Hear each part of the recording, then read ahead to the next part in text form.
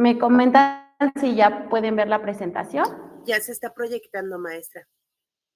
Ok, muy amables, gracias. Ok, pues bueno, vamos a hablar de un tema súper importante, muy relevante, es acerca del procesamiento criminalístico en el lugar de intervención. Su servidora, como ya lo habían mencionado, la maestra Erika, formó parte del área de servicios periciales en el estado de Tlaxcala como perito criminalista, evaluador de objetos diversos. Entonces, la verdad es que este es un tema que a mí se me hace realmente importante y de suma importancia para que los demás lo conozcan, toda vez que pues se llegan a tener todavía fallas en el proceso de este procesamiento del lugar de intervención. Entonces, sí me gustaría mencionarles que dentro del temario, pues vamos a tener lo que es la preservación en el lugar de intervención, la inspección en el lugar de intervención, la fijación en el lugar de intervención, las técnicas de búsqueda y localización de indicios, la fijación de indicios, recolección de indicios, el suministro de indicios que ahorita comentamos ya a fondo cómo está esta situación que ya cambió con lo del nuevo sistema. Sabemos que el nuevo sistema nos vino a cambiar absolutamente todo. Entonces, aquí en este caso, pues les comento, está la cuestión del suministro de indicios, pero bueno, ya cuando llegue el momento de tocarlo, vamos a cambiarlo. Y el tema más importante que, como yo siempre he comentado, tanto con mis alumnos en el área laboral también, es la cadena de custodia, ya que, bueno, sin la cadena de custodia sabemos que podemos perder absolutamente toda, bueno, toda veracidad nuestra intervención, toda credibilidad y confiabilidad. Bueno, vamos a hablar acerca de la preservación en el lugar de intervención. Bueno, aquí es importante recalcar que anteriormente con el antiguo sistema, nosotros nos encargábamos de la preservación del lugar de intervención, es decir, nosotros llegábamos, acordonábamos, delimitábamos y procedíamos a realizar ya nuestro trabajo como tal, ¿no? La investigación de campo. Ahora con el nuevo sistema, con todas las reformas, los cambios, pues esta parte de la preservación le corresponde al primer respondiente, que en este caso, bueno, pues hay que siempre recordar que el primer respondiente es la primera autoridad que llega al lugar de intervención. Ajá, sea un homicidio, sea un robo, lo que vaya a ser. Ajá, y él es el que va a delimitar el área de trabajo, él es el que nos va a apoyar en ese sentido.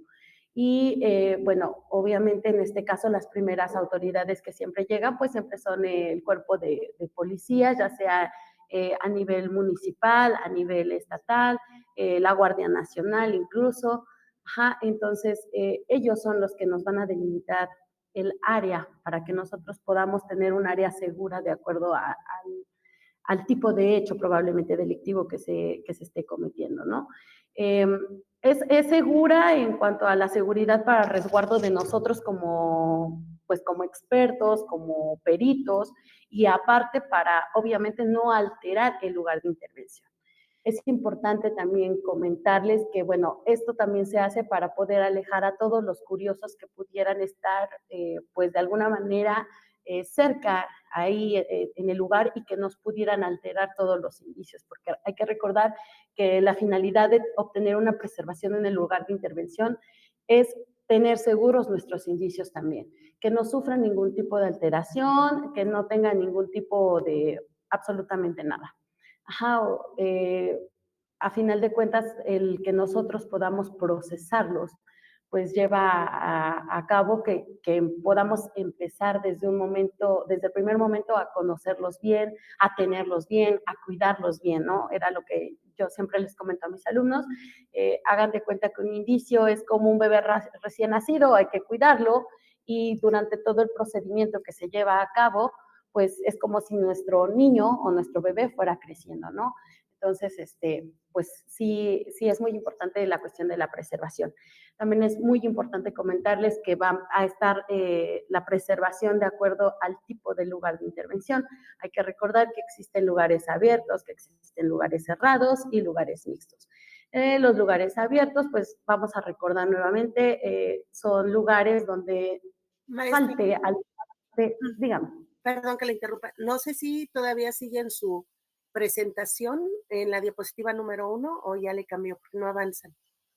No, Ah, no, estoy en preservación. ¿Sí? ¿Se sigue viendo? no, está en su primera diapositiva, en su presentación. Ay, No ha caray, a ver. avanzado. Gracias.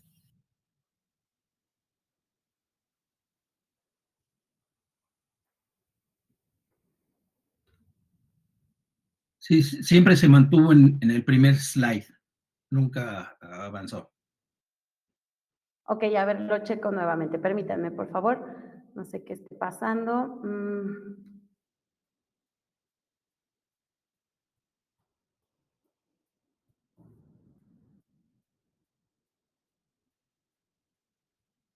Ok, ¿sí la pueden ver? Es correcto, en preservación. Ok, muy amable, gracias. Les volví a comentar la cuestión de los tipos de lugares, ¿no? La preservación va a ser muy importante de acuerdo al tipo de lugar que vamos a intervenir o en el lugar en el que vamos a intervenir. Puede ser un lugar abierto, puede ser un lugar cerrado o un lugar mixto. En el caso de los lugares abiertos, les comentaba, son lugares que de alguna manera no están delimitados por una barda, por una malla, ajá, que no tienen una delimitación como tal. Los lugares cerrados van a ser aquellos que tienen limitado todo el contorno, el perímetro de trabajo. Y los lugares mixtos van a ser aquellos que tengan delimitada cierta área, pero también cierta área no la van a tener delimitada. Vamos a poner unos ejemplos. En el caso de los lugares abiertos, puede ser una carretera, puede ser una barranca, incluso una laguna, ¿no? Que a lo mejor no se encuentre de alguna manera delimitada. Eh, Puede ser un jardín, etcétera, etcétera, ¿no? Y un lugar cerrado, pues una casa habitación, un salón de clases, por ejemplo, un hospital, ajá, y ya en los lugares mixtos podemos tener, por ejemplo, una casa habitación, pero que cuente con un área de jardín, una escuela, pero que tenga, no sé, su patio, su estacionamiento, su área recreativa, por ejemplo, para los jóvenes, etcétera, etcétera. Ajá, no sé si hasta aquí tengan algún tipo de duda. Ninguna profesora. ¿Podría regresar un slide para ver rápidamente el temario? Gracias. Claro que sí. ¿Ya está visible para ustedes? No, maestra, a lo mejor usted está presentando en pantalla completa y por eso no nos avanza. Si gusta, puede darle de forma manual. Ok. Ahí sí la ven. Ahí está perfecto. Muy amable, gracias, maestra. Gracias. Ok, bueno, ya que todos pueden ver el temario, no sé si podamos seguir avanzando. Adelante, maestra, por Adelante, favor. profesor. Gracias. Gracias. Ok, regresando nuevamente a la preservación, vamos a comentar los metros que nosotros debemos de preservar en los lugares. Ajá, está establecido que en lugares abiertos puede ser mayor el perímetro de protección, mayor a 200 metros a la periferia. ¿Por qué pasa esto? Porque nosotros no tenemos como tal un aseguramiento de qué perímetro utilizó él o los probables responsables para cometer el hecho probablemente delictivo. Por lo tanto, pues se tiene que hacer un acordonamiento lo más extenso posible para que nosotros podamos tener la seguridad de que no vayamos a perder algún tipo de indicio. Les vuelvo a repetir, lo más importante para nosotros cuando intervenimos en un lugar son los indicios. Ajá, entonces, aquí lo que nosotros debemos de asegurarnos es de que ningún tipo de indicio se pierda. En el caso de los lugares cerrados, bueno, ahí normalmente o generalmente se delimitan los accesos y en los accesos se comienza el acordonamiento o se puede extender a lo mejor unos 10, 15 metros a la periferia, ¿no? Cuando tenemos la seguridad de que el hecho ocurrió dentro de la casa y que no podamos tener algún tipo de indicio fuera. En los lugares mixtos pasa exactamente lo mismo, porque les decía yo, es una combinación entre un lugar cerrado y entre un lugar abierto. No sé si hasta aquí tengan algún tipo de duda, alguna pregunta. Si alguien tuviera alguna duda, puede activar su micrófono y hacer uso de la voz, o bien nos pueden escribir en el chat y vamos leyendo. Muchas gracias. Continuamos entonces. Vamos con la inspección del lugar de intervención. Estamos hablando de que es una inspección totalmente ocular, es decir, que vamos a percibir o el perito percibe con todos sus sentidos el lugar de intervención.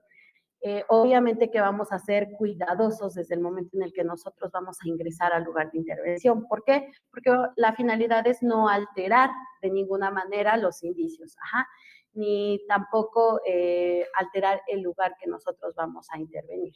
Entonces, es muy importante que nosotros al llegar podamos percibir, antes que nada con la vista, para poder evitar algún tipo de alteración. Podemos saber desde ahí cómo vamos a hacer nuestra trazabilidad en cuanto a accesos y salidas del lugar de intervención.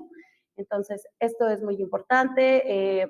Percibir, les decía, percibir con los sentidos es algo no debe de tomarse de manera literal, porque, por ejemplo, si estamos interviniendo en un lugar donde ocurrió una explosión o un incendio, nosotros debemos de asegurarnos, aparte de que hay personal que obviamente va a proteger el lugar antes que nosotros, en el caso que pasa esto, es bomberos o protección civil, pero nosotros debemos de siempre resguardar nuestra seguridad. Entonces, por ejemplo, si olemos que hay presencia de alguna sustancia ajena, por ejemplo, la acumulación de gas, etcétera, etcétera. Ahí lo estamos percibiendo por medio de del olfato. En cuestión del tacto, bueno, hay que tener mucho cuidado porque tenemos bien entendido que no debemos de tocar nada que se encuentre en el lugar de intervención, porque obviamente que nosotros podemos alterar los indicios, ¿no? Entonces, aquí, bueno, el detalle es que nosotros podamos percibir más que nada y siempre con la vista. Entonces, no sé si hasta aquí exista algún tipo de duda, alguna pregunta. Sí, profesora, tengo una duda. Dígame. Sí, aquí, por ejemplo, ¿usted recomienda que precisamente en esta inspección del lugar de intervención eh, podamos los criminalistas de campo grabar nuestra primer entrada, nuestra primer acción, que es esa observación para, digo, documentar, por lo menos tener en nuestro dispositivo el celular o, no sé, algún otro medio, para efectos de protección? Y lo pregunto por lo siguiente, porque, digo, ha habido un par de profesores que Ujú. nos han indicado que, pues, a veces sí hay problemas. Por ejemplo, a lo mejor el policía interviniente, el primer respondiente, a lo mejor se llevó joyas, se llevó dinero, se llevó algo. Ujú. Entonces, luego los familiares, pues, solicitan o requieren demandan, pues, ese dinero, esas joyas, lo que sea, y resulta con que ya no están. Entonces, ahí, pues, dice uno, pues, ¿quién fue?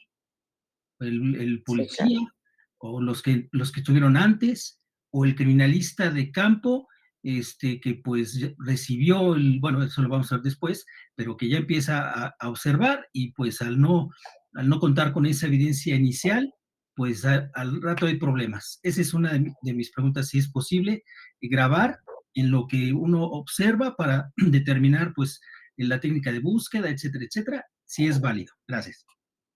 Ok, mire, recuerde que nosotros tenemos nuestro sustento o el sustento en el que nosotros podemos intervenir va a depender de cada procuraduría dentro de las leyes orgánicas. Ahí está establecida la actuación del perito criminalista. Entonces, recuerden que la videograbación es una parte de la fijación de los indicios, ¿no? Eh, Puede ser, sí, contraproducente porque podemos afectar a los primeros respondientes, ¿no? Pero finalmente es nuestra seguridad porque a los que van a llamar a juicio somos a nosotros, ¿no? Entonces, si nosotros no reportamos lo que nosotros vemos, lo que nosotros podemos encontrar en el lugar de intervención, el problema legal va a ser ya para nosotros directamente. Ya no va a recaer la responsabilidad por el primer respondiente, sino es al CRIMI, ¿sí? Porque van a decir, ok, CRIMI, entonces si tú no lo reportaste, quiere decir que entonces tú te la llevaste.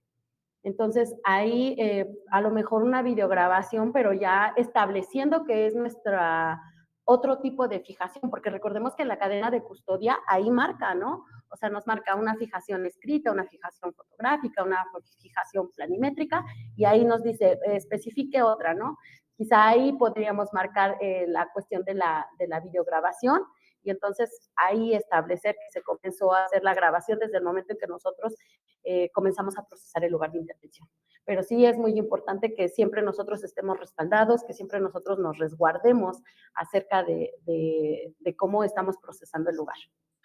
Profesora, precisamente por eso le comentaba, porque un criminalista de campo, digo, vamos a pensar que sea honesto, ¿no? Y un criminalista no va a documentar lo que no ve.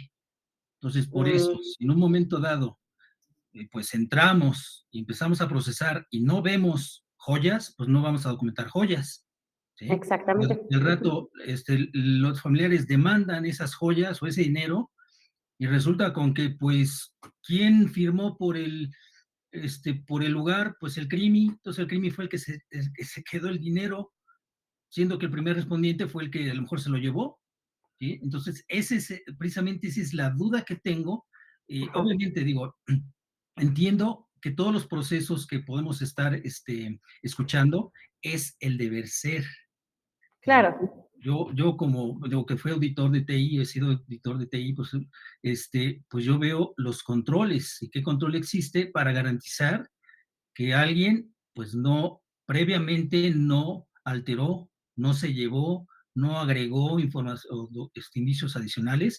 Entonces, por eso es mi criterio, a mi pregunta sobre la base de estos dos maestros que nos dijeron, aguas, tengan cuidado, que no sé qué, pues dije, pues entonces, antes de entrar, pues videograbo, aunque sea mi primera acción, videograbo, que garantice que efectivamente pues no había nada más que lo que estoy grabando, y si alguien dice es que había dinero en el estante, y pues yo con mi videograbación, pues confirmo que no había dinero. Entonces yo me claro. protejo, y perdón, pero yo no voy a estar pasando temas legales por primeros respondientes con malas praxis, ¿no? Claro, claro. De hecho, lo que podríamos hacer es que se videograbe y sabemos que existe una fecha, una hora, ¿no? Y que la cual no es modificable. Entonces, si nosotros tenemos ahí nuestra hora y fecha, probablemente lo podamos tener nada más nosotros como resguardo propio, ¿no? En caso de que se llegara a suscitar un evento de estos. Tampoco es una cuestión de que nosotros digamos, ah, no, pues nosotros queremos que inicie o que esté sustentado que nosotros iniciamos grabando, ¿no? O sea, ya sería una cuestión de resguardo y eso solamente es en casos específicos como el que comenta usted, que dicen, ah, ok, aquí había joyas, aquí había esto. También hay que recordar que desafortunadamente los agraviados en ocasiones también pues nos quieren meter como un piecito, ¿no? Y nos dicen, no, es que aquí había 5,000 pesos y realmente no había eso. Más adelante, ya cuando estemos viendo la cuestión de la preservación, yo tuve un caso en el que fui a un levantamiento en una carretera y la camioneta iba llena de zapatos de marca, ¿no? Entonces, cuando nosotros llegamos al lugar de intervención, ya su servidora, el técnico necropsista y el médico legista, resulta ser que ya las cajas de zapatos estaban vacías, ¿no? Entonces, pues yo con toda la pena del mundo, ahí ya en mi dictamen, yo sí puse esa observación de que cuando yo llegué, ciertas cajas ya se encontraban de alguna manera, pues, vacías, ¿no? ¿Por qué? Porque yo ahí ya me estoy respaldando, yo ya de alguna manera me aseguré de que a mí no me responsabilizaran de que se había perdido los zapatos, ¿no? Y después ya los familiares me decían, no, es que mi familiar llevaba 30,000 pesos, ¿no? Y regresaba con 10,000. Él nos dijo, nos habló por teléfono y nos dijo que eran 10,000 pesos. Pues sí, pero en la cartera pues no llevaba nada. Yo a la hora de exponer las pertenencias le digo, ¿es esto lo que traía? Creo que nada más tenía 20 pesos en la cartera Y dije, pues no, o sea, yo ahí en mi dictamen, en la parte de observaciones, yo ahí establezco que no, que yo encontré la cartera con tanto y aparte tomo evidencia fotográfica y obviamente de la cuestión de las cajas. Pero sí es muy importante esta cuestión. Les repito, solamente en el caso de que pudieran reclamar, pues pudiéramos tenerlo como respaldo personal ya nosotros como intervinientes en el lugar. Gracias, profesora. Sí, por nada. Entonces, avanzamos si no hay otra duda. Ok, vamos a ver la fijación del lugar de intervención. Hay que recordar que existen 4 maneras de poder fijar nuestro lugar. Es la manera escrita, la manera fotográfica, la manera planimétrica y mencionábamos la manera videográfica. En cuanto a la fijación escrita de lugar de intervención, bueno, pues vamos a tratar de ubicarlo y de orientarlo lo más que se pueda. ¿A qué nos referimos con la ubicación y la orientación? Son 2 cosas totalmente distintas. En la cuestión de la ubicación, bueno, es establecer la dirección del lugar. Ajá, no sé, Avenida Politécnico Nacional, número tal, ajá, en tal colonia, en tal ciudad, en tal estado. Ajá. Y ya establecer también desde que nosotros llegamos si es que está a pie de carretera o si es que está en un carril, ¿no? Porque recordemos que no siempre los lugares de intervención van a estar a pie de carretera, etcétera, etcétera. Entonces vamos a establecer qué circulación vehicular y peatonal tiene, ajá, la calle, sobre qué aceras podemos encontrar nosotros nuestro lugar de intervención. Y ya la orientación, pues hay que recordar que siempre es en base a los 4 puntos cardinales, que recordemos que de 4 se convierten en más, ¿no? Que tenemos el norte, el sur, el oriente, el poniente, el nororiente, el suroriente, el surponiente y el norponiente, ¿no? Entonces, es importante que nosotros sepamos a dónde está nuestro lugar precisamente, toda vez que pues nosotros nuestro dictamen es el que va a trasladar a los jueces de alguna manera al lugar, ¿no? Ellos no van a estar en el lugar. Nuestro dictamen es muy importante ya que ellos se van a trasladar de manera, pues sí, van a visualizar las fotos, van a visualizar todo, pero de alguna manera nosotros los tenemos que trasladar al lugar de intervención. Ajá. En el caso siguiendo ya la descripción, vamos a hablar de ya cómo vamos a describir nuestro lugar de intervención. Vamos a empezar por la fachada, hacia dónde está orientada, hacia dónde está dirigida, cómo es el color de nuestra fachada, el color de nuestro inmueble, las características del inmueble.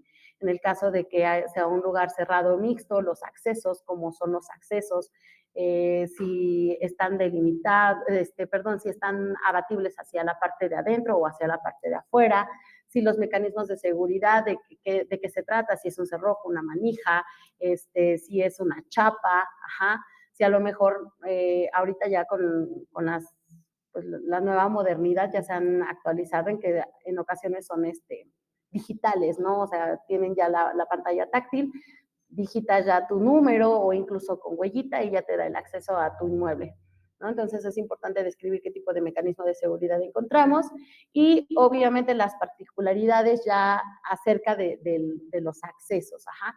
En el caso de que encontremos huellas de violencia, huellas de hurgamiento, ajá, que nos demuestren que los mecanismos de seguridad han sido violados para poder ingresar al inmueble.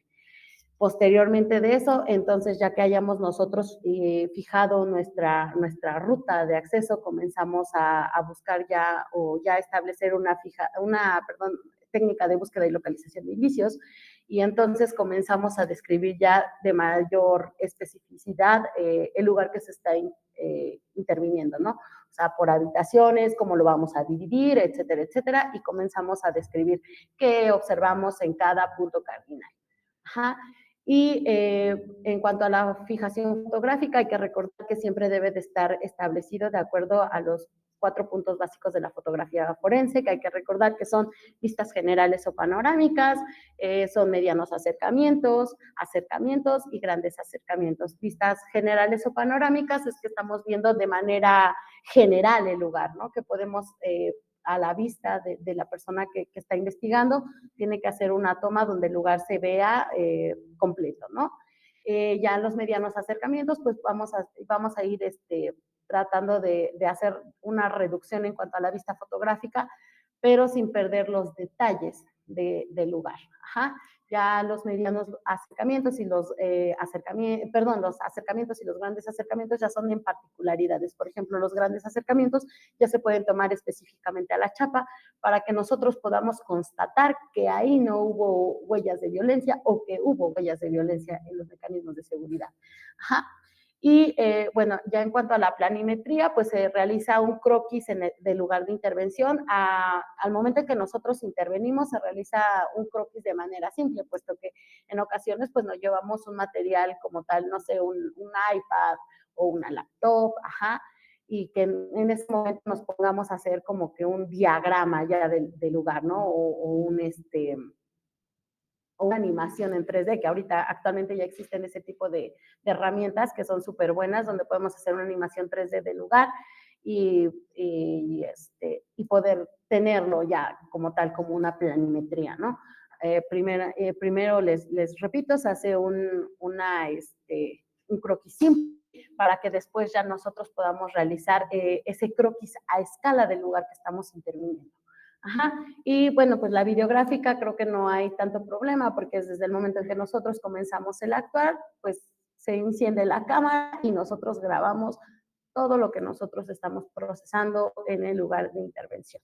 No sé si hasta aquí exista alguna duda, alguna pregunta. Sí, profesora, Dígame. un par de preguntas.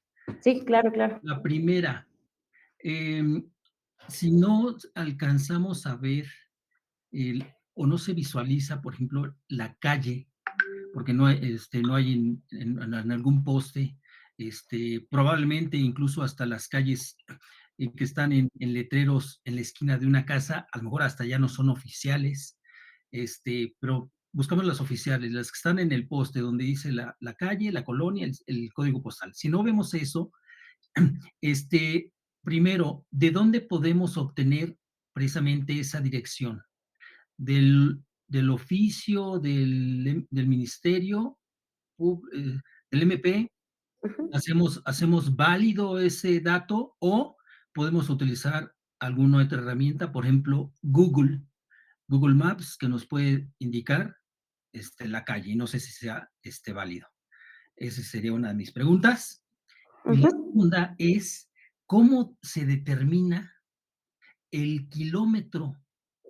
Es una de mis preguntas de siempre y a veces como que medio me las responden, pero pues no me queda claro, ¿no? Kilómetro Ujú. 34 o carretera de no sé qué. ¿Desde dónde empiezo yo a tomar el kilometraje o cómo poder confirmar que es el kilómetro 43 y con eso garantizar que es eso? Porque obviamente no hay señalización. Esas son mis preguntas. Gracias. Claro, ok. Bueno, respondiendo a la primera pregunta, recordemos que nosotros en la parte del dictamen, cuando nosotros ponemos el lugar que se está investigando, nosotros tenemos que trasladar la información que el MP nos está dando, ¿no? En su momento siempre me comentaban, o sea, tú no pongas algo que el MP no te está pidiendo, porque si no tú te vas a meter en problemas cuando llegues a juicio. O sea, si el MP te está diciendo, es esto, tú lo vuelves a pasar y tú lo que vas a indicar es lo que el MP te está diciendo, ¿no? Si el MP te manda a tal dirección, tú ve a esa dirección y asegura que sea esa dirección, porque a final de cuentas el MP es el que tiene el contacto directo con el agraviado o los agraviados, ¿no? Y ellos son los que proporcionan esa dirección. Entonces, de alguna manera, pues nosotros tenemos que trasladarnos al lugar en el que el MP nos esté indicando. Sí es muy difícil, al menos no sé en la parte en la que ustedes vivan, porque sé que se conectan de diferentes partes de la República Mexicana, pero por ejemplo, aquí en Tlaxcala todavía hay poblados donde pues no hay una nomenclatura ajá, en cuanto a las calles, no tienen nombrecito, no tienen el número, ¿no? Y es un tanto complicado, ¿no? Entonces nosotros empezamos a preguntar, vamos al poblado y preguntamos, disculpe, ¿dónde queda tal calle? No, pues quién sabe, bueno, tal agraviado. Ah, pues vive tras, no sé, pasa la iglesia y 2 cuadras hacia arriba y luego atraviesa, un jardín y ahí está su casa, ¿no? Entonces, ya llegando con el agraviado, se le pregunta cuál es la dirección correcta y vemos si es correspondiente a la que nos da el MP, que se supone tendría que ser la misma, porque se supone que el MP es la autoridad que nos está mandando a intervenir el lugar. Y en cuanto a Google Maps, no sé, hay algo muy característico cuando yo hice prácticas, perdón, servicio social en la Fiscalía General de la República. Yo me fijaba mucho que los peritos en CRIMI agarraban y entraban al Google Maps y desde ahí tomaban como que su primera vista aérea y establecían aquí, determinaban o delimitaban la zona y decían, este es el lugar de intervención, y ya posteriormente seguían con su proceso fotográfico o su aspecto fotográfico y ya se supone que es el lugar al que nosotros estamos llegando o el que estamos interviniendo. En cuanto a la otra pregunta que me decía de cómo vamos a saber el kilómetro, eh, hay, hay carreteras donde nos dicen tal señalamiento, no sé, en ocasiones no son tanto que sean señalamientos verticales, ¿no? A veces tenemos señalamientos horizontales, entonces hay que tener mucho cuidado. Normalmente las carreteras tienden a tener mucho señalamiento horizontal. Entonces, cuando dicen el kilómetro tal, porque siempre dicen, trasládate al kilómetro 50 más 320, ¿no? Entonces nosotros vamos viendo el kilometraje y en la parte baja de la carretera están unas pequeñas líneas o inclusive hay unos pequeños postecillos, ahorita se me olvidó el nombre, pero de tal poste a tal poste hay, no sé, 10 metros de distancia, hay 100 metros de distancia. Entonces, a partir de ahí nosotros podemos comenzar a hacer el conteo para poder establecer en qué kilómetro está y sobre todo en la cuestión de que nos dicen kilómetro tal más 350, ¿no? Ah, ok, de aquí a aquí hay tantos kilómetros, entonces tenemos que recorrer tanto para poder llegar al lugar al que nos están mandando o en el que estamos interviniendo. Entonces, sí, normalmente siempre hay señalamientos. Ya cuando son lugares rurales, siempre te mandan, ¿no? Pues que en la vereda tal, a la altura de tal barranca o a la altura de tal cosa, ¿no? Te ponen un objeto fijo del que tú te puedas apoyar para poder llegar al lugar que estás interviniendo. Gracias, profesora. Y déjeme comentarle, fíjese que igual un profesor de un diplomado, que es, pues ha trabajado también en las fiscalías y es perito privado, etcétera, dice, no confíen en lo que les dice el MP, porque el MP no ha ido al lugar. El MP se basa en lo que le dice el primer respondiente, etcétera. Y el primer respondiente a veces no confirma. El primer respondiente lo pregunta, el primer respondiente lo que le dicen y luego esas direcciones son equivocadas. Entonces, ustedes como peritos criminalistas de campo tienen que confirmar y validar el lugar exacto porque después puede haber problemas legales porque la dirección no concuerda y ustedes dijeron un número, el defensor hace la investigación y resulta que aunque ese número es otro.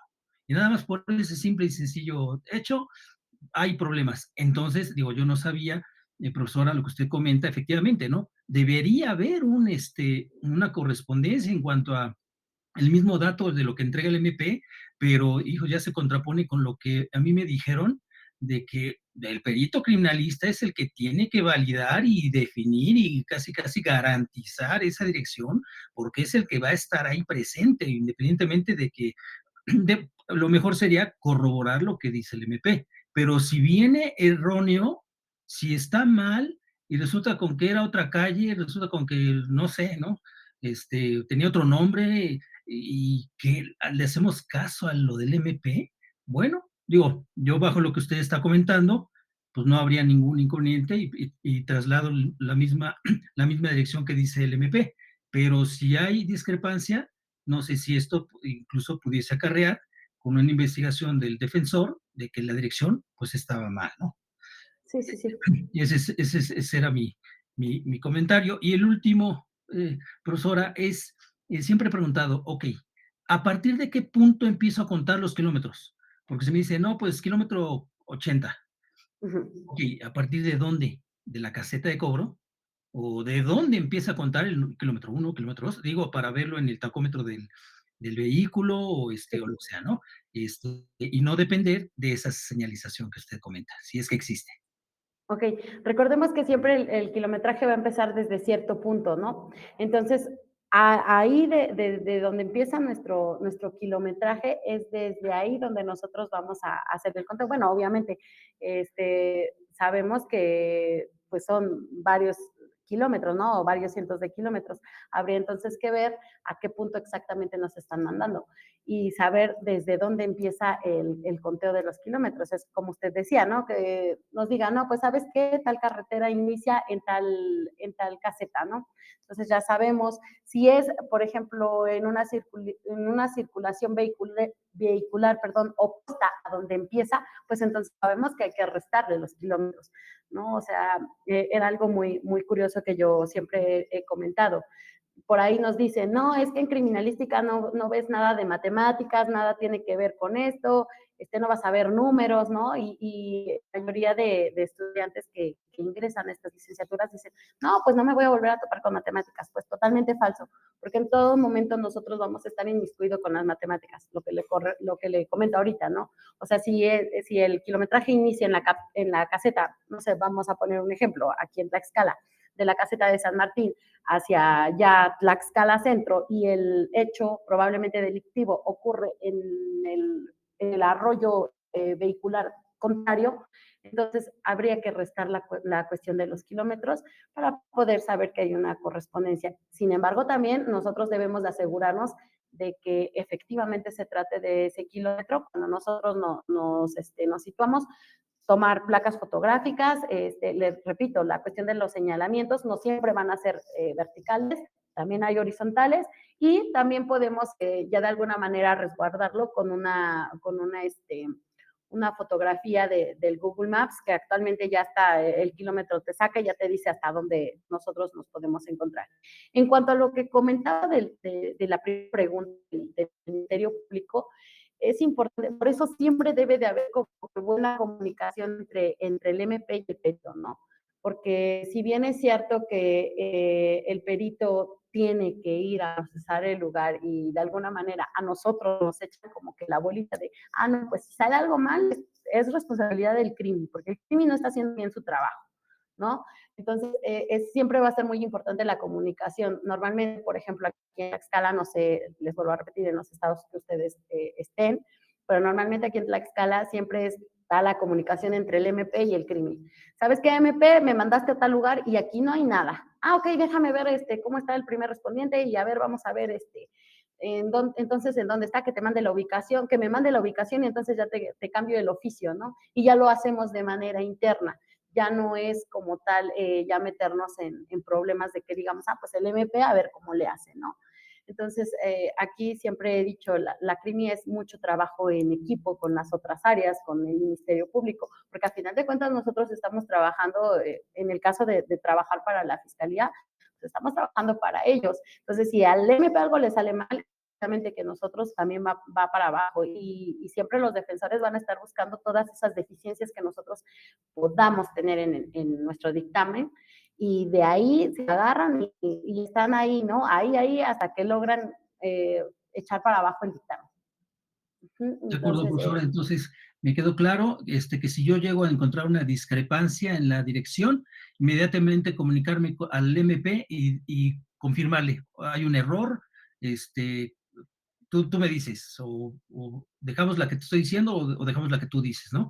A lo mejor va a decir, no, pues si tú estás ahí y estás confirmando, pues pásame la que tú dices y él internamente que el MP haga el ajuste y supongo que ya no habría ningún problema legal, ¿no? exactamente, y aparte ya podríamos ver cómo podría de alguna manera el primer respondiente también checar la cuestión de la dirección, porque recordemos que él es el que también llena la cuestión de la dirección, en donde estamos ubicados, ¿no? Porque él es el primerito que llega. Entonces ya, si hubiera esa comunicación, entonces ya nosotros, o el MP ya le puede decir al primer respondiente, ¿sabes qué primer respondiente? Tu lugar está mal, o sea, está mal tu dirección, chécatela y vuelve a lo mejor a iniciar otra vez la cadena de custodia. Entonces, es cuestión de cambiar datos y nuevamente, o sea, cambiamos oficios de manera interna y se sigue con la investigación. Esto, volvamos a lo mismo, es para no entorpecer la intervención de nosotros en el lugar de intervención. Muchas gracias. Sí, por nada. Si no existe alguna otra duda, entonces continuamos. Ok, vamos a ver ya las técnicas de búsqueda y localización de indicios, obviamente en el lugar ya de intervención. Volvamos nuevamente a los lugares. Vuelve a existir la clasificación de lugares abiertos, lugares cerrados, lugares mixtos. En cuanto a los lugares abiertos, existen diferentes tipos de técnicas para poder localizar indicios. Existe la técnica de cribas, ajá, o cuadrantes, zonas o sectores, que nos va a ayudar a delimitar qué partes vamos a poder investigar nosotros o qué partes son las que vamos a nosotros buscar indicios. Ajá. Pero dentro de estas técnicas podemos utilizar una técnica extra. Es decir, por ejemplo, si nosotros nos trasladamos a una barranca, que es un lugar abierto, vamos a decir, ok, vamos a ocupar cuadrantes. Ok, perfecto. Entonces vamos a sacar, no sé, 8 cuadrantes u 8 sectores, ¿no? Porque es conocida de diferentes maneras. Le pueden decir cuadrantes, sectores o zonas. Entonces, ok, vamos a sacamos 8 sectores, 8 zonas. Dentro de cada zona, no sé, es una delimitación de, o estamos delimitando nosotros esa parte como, no sé, ¿qué les gusta? Unos 30 metros por sector. Entonces decimos, ok, son 30 metros, entonces es un lugar bastante amplio donde nosotros podemos realizar otra técnica de búsqueda y localización de indicios de las cuales se aplican para lugares cerrados. ¿Por qué? Porque ya estamos delimitando qué parte es la que vamos a nosotros a investigar, ¿no? Y ya podemos ahí meter alguna de las de lugares cerrados, que recordemos que puede ser espiral, puede ser franjas o barras, abanico o incluso radial. Había una técnica que se llamaba de punto a punto. Yo creo que alguna vez llegaron a escuchar esa técnica de búsqueda y localización de indicios.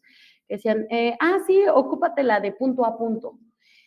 Esta técnica ya se está volviendo obsoleta y si no es que ya es obsoleta porque es como ir de un indicio a otro, ¿no? O sea, estoy en el indicio 1 y del indicio 1 miro y voy a mi indicio 2 y de mi indicio 2 al indicio 3 y no llevaba como que un orden como tal. Aquí lo importante de las técnicas de búsqueda y localización de indicios es que lleven un orden para la búsqueda, ajá, que sea de manera ordenada y sistematizada, porque esa es la finalidad. Por eso es que la CRIMI es una ciencia, porque se basa de métodos y técnicas, ¿no? Entonces debe de llevar un orden para poder localizar los indicios. En este caso, volvemos otra vez a la técnica de búsqueda. Les decía, si ocupamos una técnica en un lugar abierto, ya podemos ocupar otra dentro de esa delimitación que ya nosotros tenemos, una técnica para un lugar cerrado, ¿no? Y ya en lugares mixtos, pues también es lo que hacemos, vamos a combinar. A lo mejor no se ocurre un homicidio y resulta ser que el homicidio lo cometen en un aula de clases. Ajá, y el cuerpo lo vamos a encontrar en el jardín, por ejemplo. ¿No? Entonces ahí ya tendríamos que hacer una combinación de esa técnica de búsqueda y localización de indicios.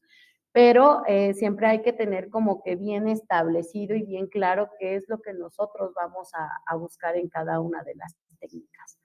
Ajá, recordemos que, por ejemplo, las cribas, bueno, vamos por ejemplo, de norte a sur y posteriormente de poniente a oriente, ¿no? Se trata de peinar toda la zona con la finalidad de poder encontrar algún tipo de indicio.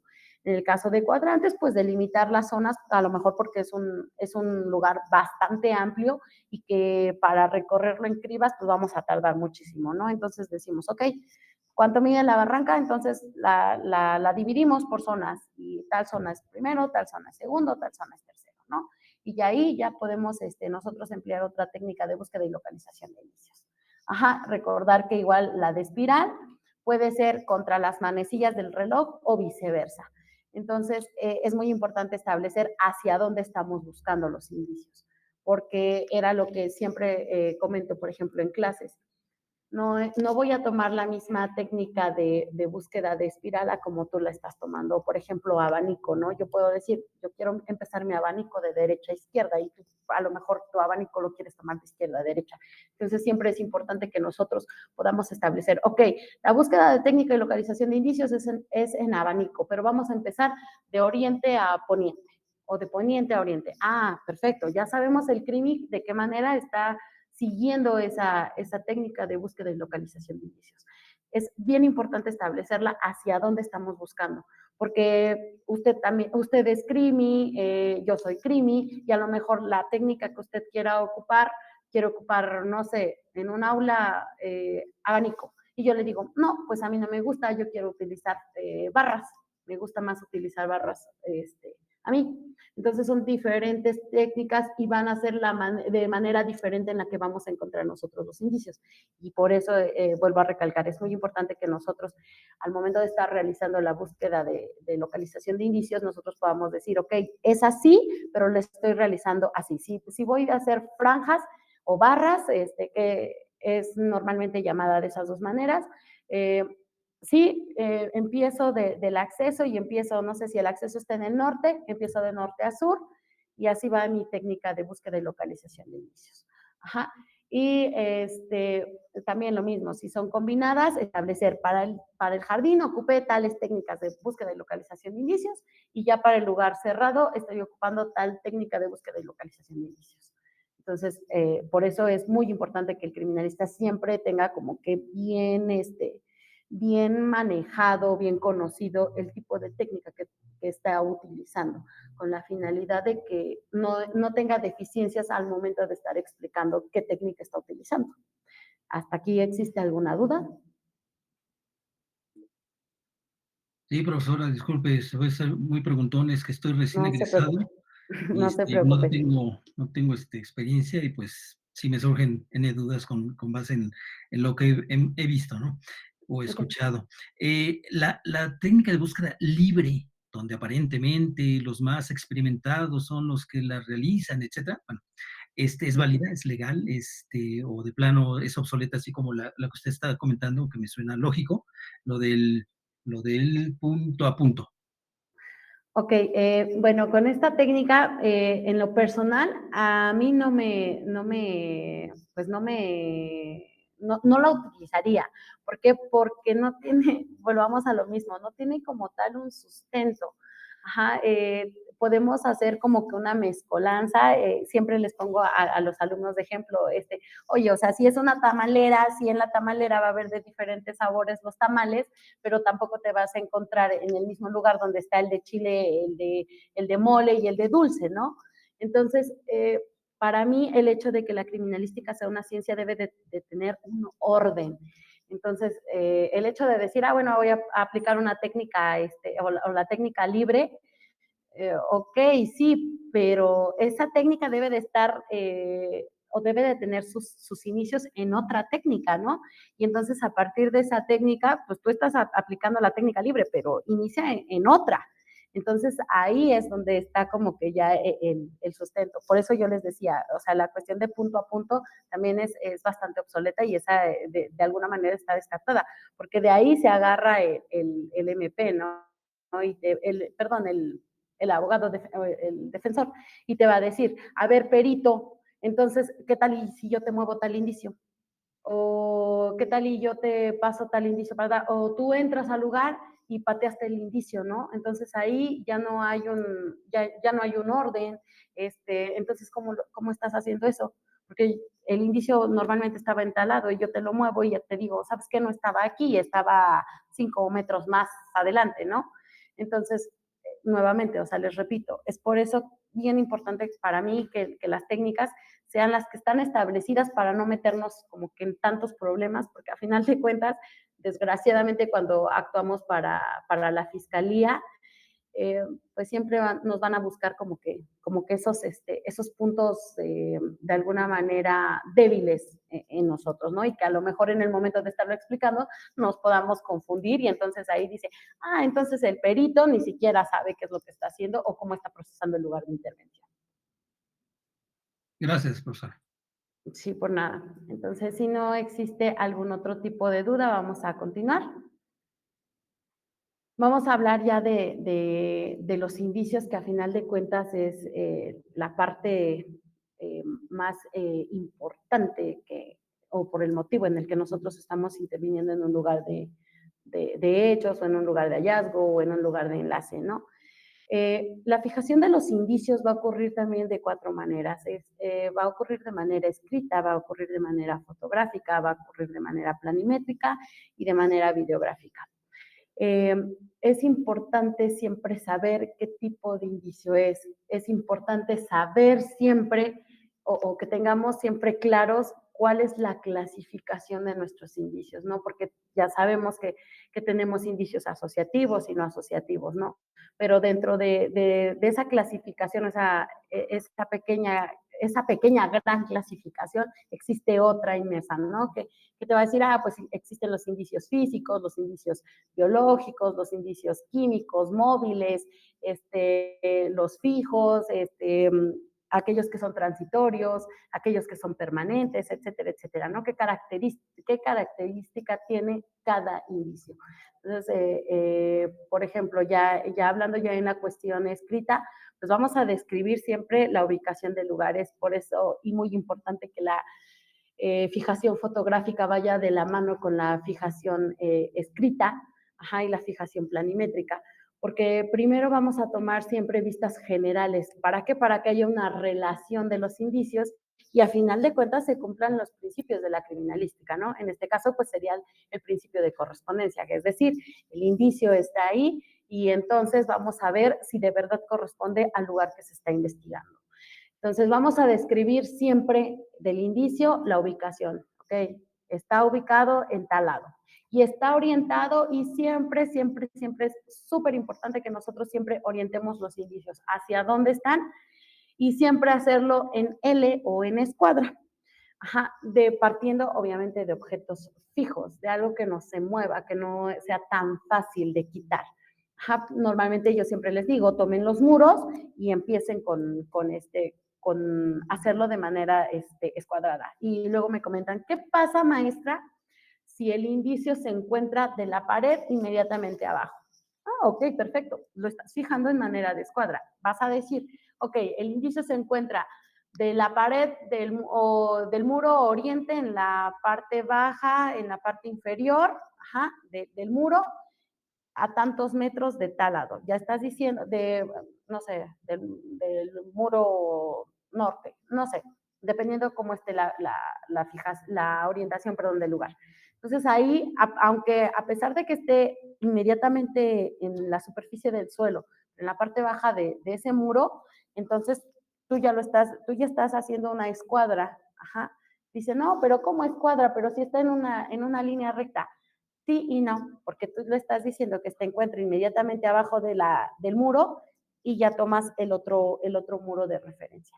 Entonces siempre va a ser súper importante que nosotros fijemos de esa manera los indicios para poder tener ya, cuando nosotros hagamos nuestra planimetría de los indicios, que ya es de alguna manera decir, pues tal indicio, el indicio 1 estaba en tal lugar, el indicio 2 en tal lugar, el indicio 3 en tal lugar, podamos ya de alguna manera ser más certeros, que a final de cuentas volvemos nuevamente a los principios, es cumplir con los principios de la criminalística. Vamos a volver a cumplir con el principio de certeza, ¿no? Porque recordemos que ya en la reconstrucción de hechos es nuevamente volver a trasladar el hecho probablemente delictivo y volver a poner todo en el mismo lugar para saber cómo ocurrió el hecho y establecer una mecánica de hecho. Entonces, siempre es importante poderlos poner en escuadras.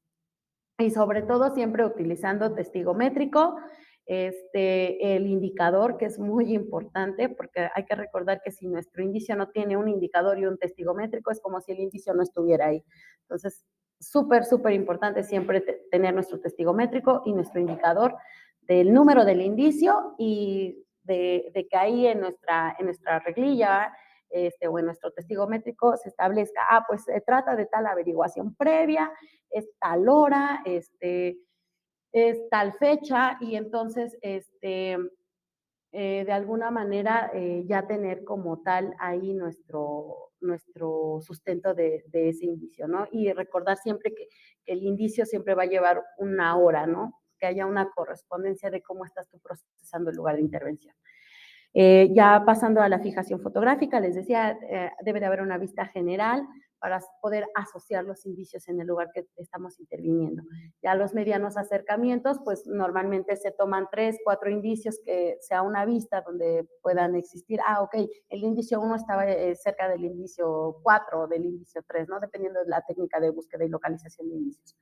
Y ya los acercamientos y grandes acercamientos, pues el acercamiento es ver el indicio ya como tal, tener al indicio ahí, ah, ok, el indicio es entonces aquí yo ya lo estoy viendo de manera eh, particular, ajá, y ya poder hacerle los grandes acercamientos. Ok, grandes acercamientos donde ya se vean las particularidades de ese indicio. Es decir, pues si el indicio es una mancha de semen, poder saber cuántos centímetros mide, las características del líquido seminal, ¿no? O sea, si todavía está fresco, si a lo mejor está seco, ajá, o si se trata de algún tipo de mancha hemática, si es una mancha por contacto, si es una mancha por escurrimiento, si es una mancha por salpicadura, si es una mancha de arrastre, de qué es, ¿no?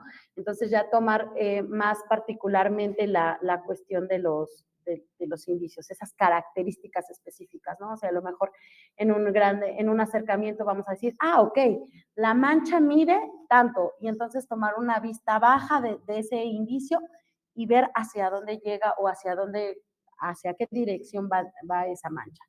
Y ya en los grandes acercamientos, probablemente ya tomar varias placas fotográficas de esa mancha para poder establecer, mira, aquí inicia. ¿Por qué? Porque inicia aquí la huella de arrastre por las características de esa mancha, ¿no? Y ya en la parte fotográfica tú ya puedes decir, sí, aquí claramente se ven las características de la mancha. Y así inicia. Entonces es de aquí a aquí. Ya en la cuestión planimétrica, pues ya sabemos que a través de un croquis, que se va a realizar, nuevamente volvemos siempre a lo mismo. Yo siempre les he comentado